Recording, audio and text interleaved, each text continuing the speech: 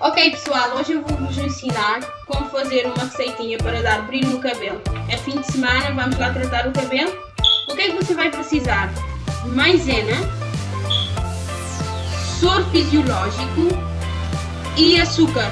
Pode ser qualquer açúcar, pode ser açúcar branco. Eu vou pôr 4 colherinhas dessa de maisena aqui na panela. 1, 2, 3 e 4. Ok? Vou mexer com água fria primeiro, depois eu vou levar ao lume.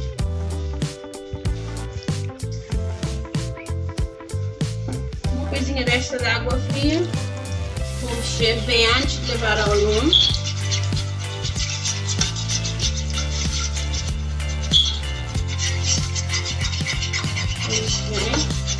Agora vou levar ao lume até ficar uma taça.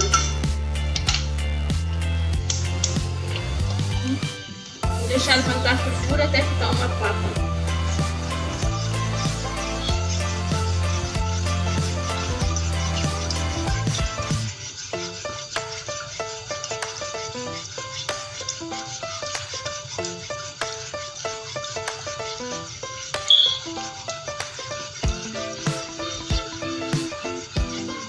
Vai começar a engrossar, vai sempre mexendo.